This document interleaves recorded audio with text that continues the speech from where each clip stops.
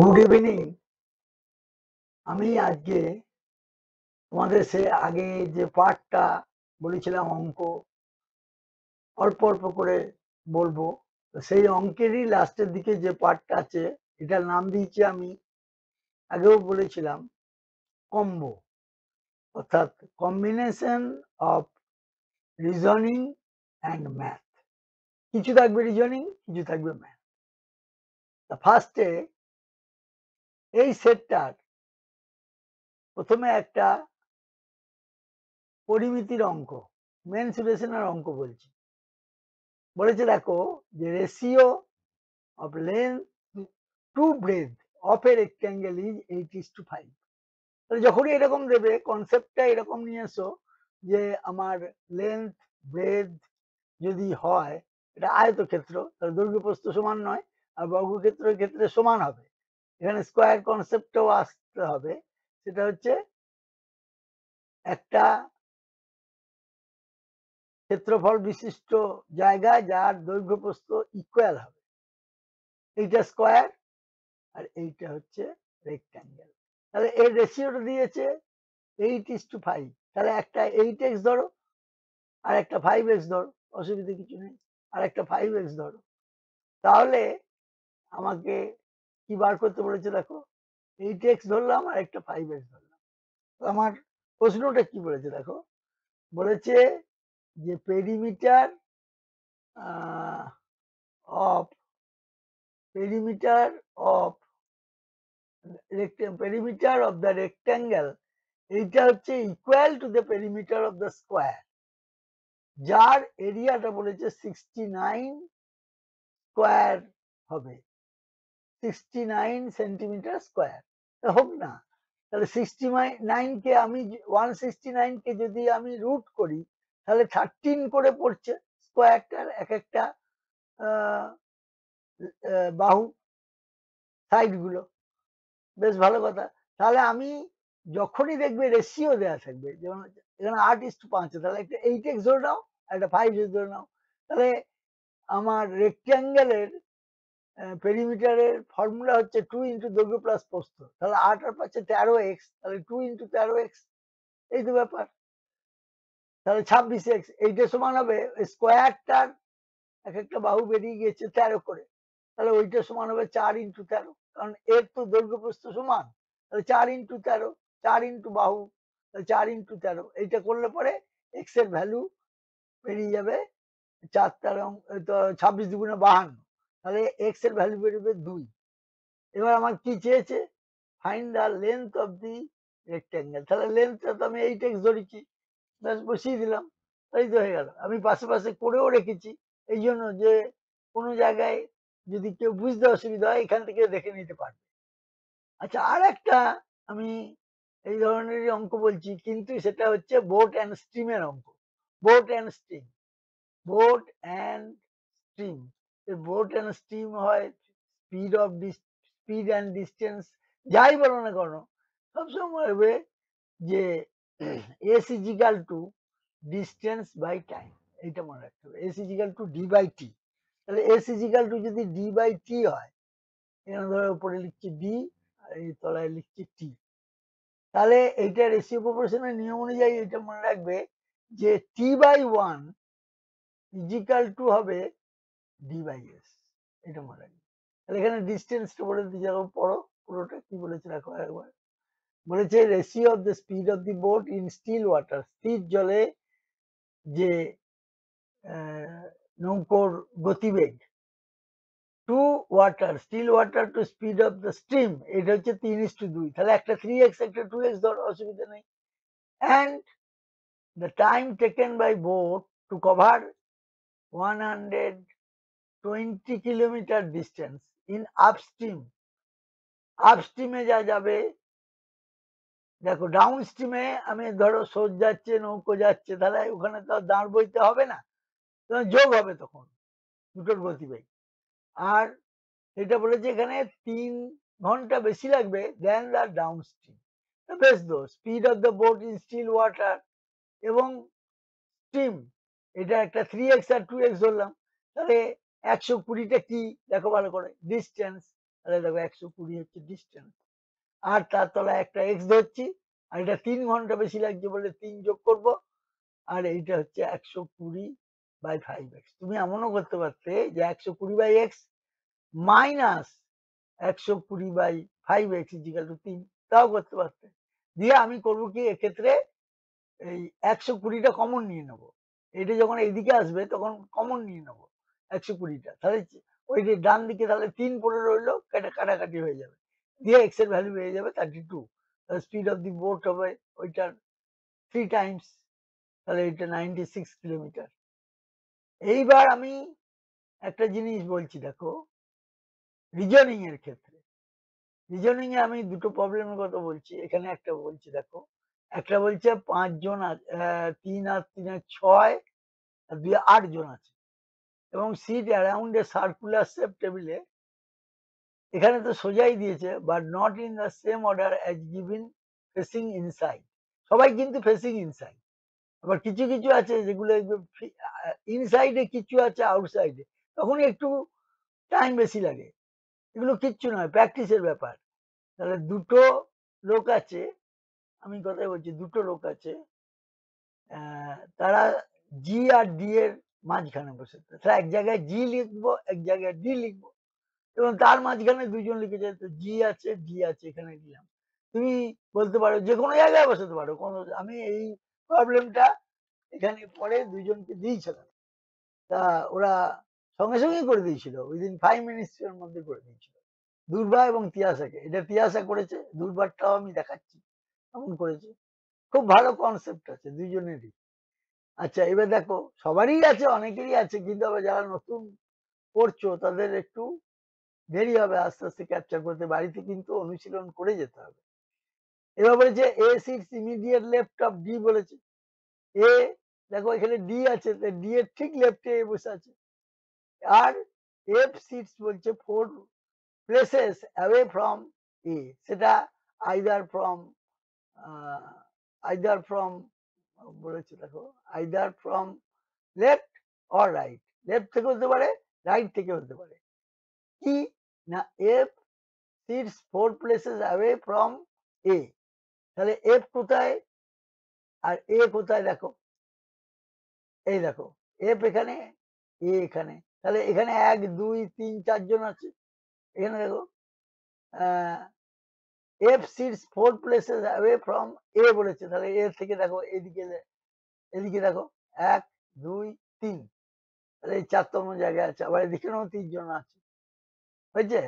তাহলে 1 2 3 4তম জায়গায় হচ্ছে, আবার এদিক থেকে ধরলেও হচ্ছে। যাই হোক, এইবার কথাটা বলেছে B sits adjacent to F, B sits adjacent to F, তাহলে বি এর লাগোয়া বসবে, তাহলে তাই বসেছে বি অ্যাডজাসেন্ট টু, এবং এই sit second to the right of C, H বসেছে second to the right of C.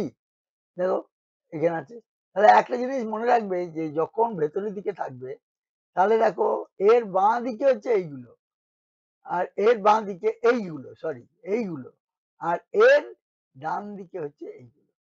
তাহলে এই কনসেপ্টটা তিয়াসা করেছিল, খুব সুন্দর করেছে, এবং তিয়াসা এবং দুর্বাও প্রায় একই সময়ে দিয়েছে উত্তরটা। দেখো এইটা তিয়াসা যা করেছে ভেতরের দিকে লিখেছে, আর দুর্বা যা করেছে একই জায়গায় না হলেও পজিশনটা ঠিক এরকম হয়েছে। দেখো B F C G H A, আর এখানেও তাই হয়েছে, কিন্তু পজিশনটা অন্য জায়গায় লিখেছে, তাতে কোনো অসুবিধা নেই, সিকোয়েন্সটা রাখলেই হলো।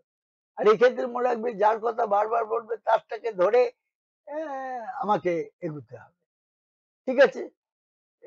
এই কনসেপশনে ও করেছে, অসুবিধা কিছু নাই, জিনিসটা তো একই, শুধু বসানোটা, কেউ হয়তো এখান থেকে আরম্ভ করেছে, কেউ এখান থেকে আরম্ভ করেছে, জিনিসটা তো একই, কিন্তু সিকোয়েন্সটা ঠিক ঠিক মিলে গেছে, তাহলেই বুঝতে হবে যে ঠিক হয়েছে, আর কোনো অসুবিধা নেই। এবার বলছে what is the position of A with respect to E, এই বলেছে, তাহলে সেকেন্ড টু দি লেফট হবে। এটা কিন্তু খুব মনে রাখবে যে কার পজিশন কোথায় বলেছে সেইটা। এবার ওরা এমনও দেবে যে রাইটেও দিয়ে দেবে, এটা দিয়েছে সেকেন্ড টু দি রাইট, দেখতে পাচ্ছ? যেমন এই প্রশ্নের মধ্যে লাস্টে যাবো, দেখবে দুর্বা একটা ভুল করেছে, ও যে উত্তরটা হবে সেইটা অপশনে বসিয়ে দিয়েছে, এইগুলো কিন্তু খেয়াল রাখতে হবে যে কতগুলো লোক বসছে এফ আর এইচ এর মধ্যে। তো ফ্রম রাইট অফ এফ, তাহলে এখানে দুজন বসছে। এবার which of the following statement is correct, এটা বলেছে। এইটাই কারেক্ট হচ্ছে, জি অপোজিটে বসেছে। সবসময় একটা জিনিস মনে রাখবে যে যখন দেখবে ৮ জন লোকের কথা বলা থাকবে, কনসেপ্টটা শোনো, ৮ জন লোকের কাছে বলা থাকবে বসেছে, তখন তুমি এইভাবে বসাবে। এখানে একজন বসাবে, এখানে একজন বসাবে, এখানে একজন বসাবে, এখানে একজন বসাবে। আর ফাঁকে, যেগুলো ফাঁকে আছে সেইগুলো বসাবে। দেখো মিলে যাবে। এইখানে একটা, এইখানে একটা, এইখানে একটা, এইখানে। ব্যাস, এটা তো সবাই তো সেন্টারের দিকে, অসুবিধা কিছু নাই। চারদিকে বসাবে এবং লক্ষ্য রাখবে যে যে লাইনটা বলছে তার সঙ্গে সংযোগ আছে যে লাইনটা। আমি কনসেপ্টটা আরো ক্লিয়ার করে দিচ্ছি। এখানে ৮ জন লোকের কথা বলা হয়েছে। এবার 2% sit between G and D হয়েছে। এই দেখো ডি এর কথা আবার বলা হয়েছে। তাহলে এইটা এরপরে এর সঙ্গে কি লিঙ্ক আছে, সেই লিঙ্ক দেখে দেখে তোমাকে করতে হবে। আবার এ এর কথা দেখো পরের লাইনেও আছে, এ এর কথা। এই দেখো এখানে এ এর কথা বলা আছে। এই লিঙ্কটা দেখে দেখে করতে হবে। এখানে যদি এর থেকে বড়ও পাজেল হয়, যেখানে যেখানে দেখবে একই কথা বারবার বলছে, সেগুলো দেখে ধরতে হবে। এবং এটাই হচ্ছে আমার অভিজ্ঞতা। ঠিক আছে? এবার আমি একটা জিনিস দেখাচ্ছি, সেটা খুবই দরকার। সেটা হচ্ছে ইনইকুয়ালিটির কনসেপ্টটা, কথাটা শোনো। ইনইকুয়ালিটির কনসেপ্টটা অনেকের ক্লিয়ার নাই, কিন্তু আমি আজকে একটু ক্লিয়ার করে দিচ্ছি।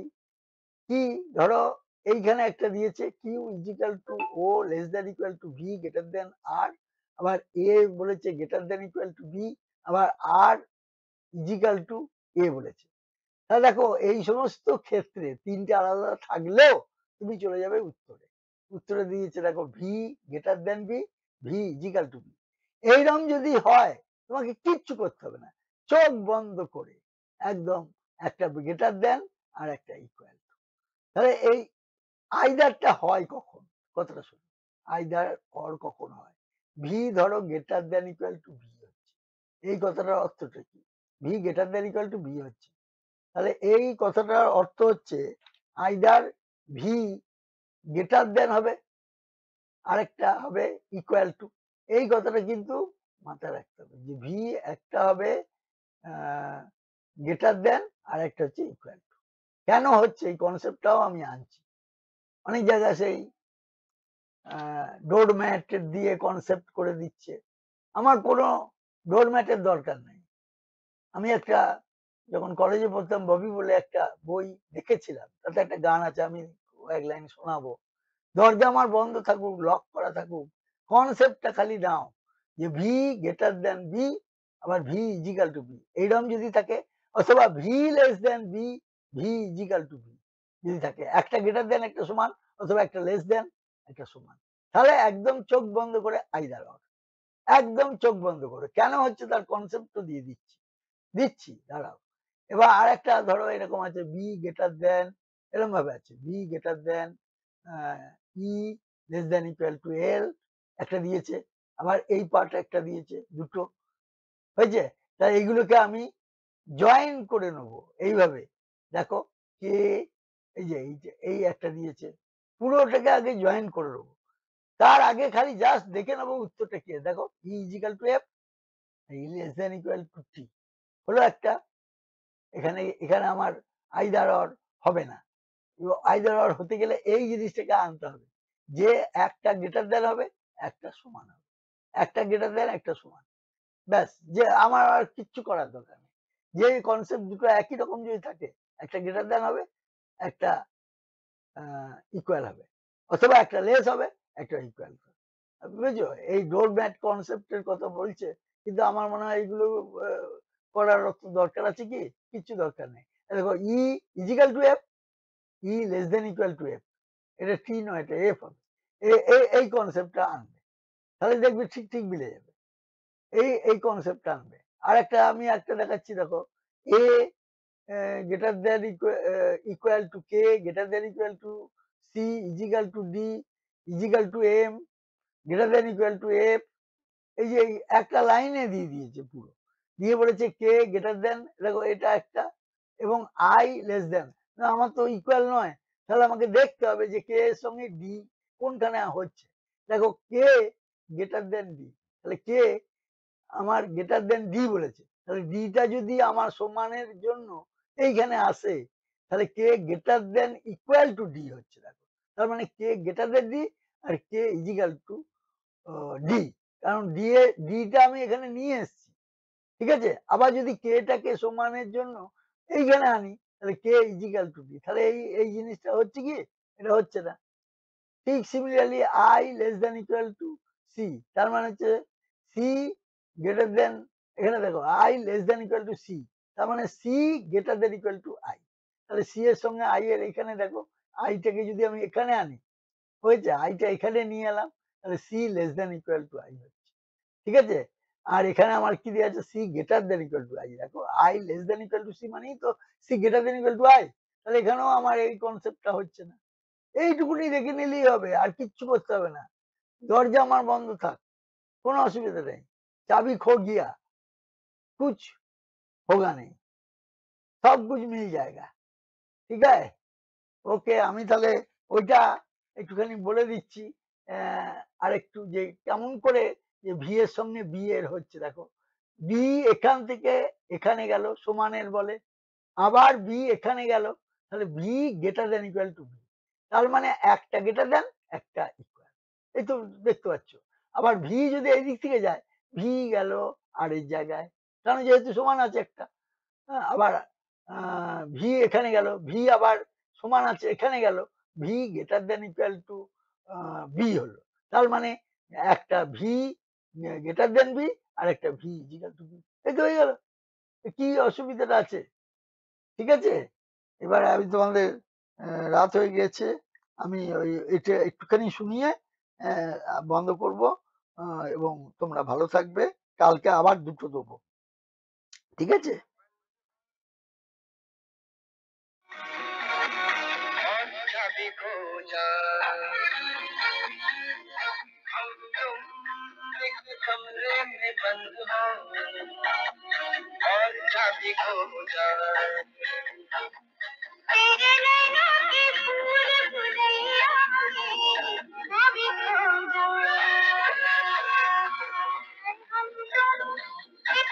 সুতরাং আমার ডোর ম্যাটের কনসেপ্টের দরকার নেই। ওকে, থ্যাংক ইউ ভেরি মাচ।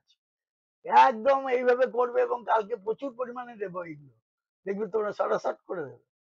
আমি আশা করছি।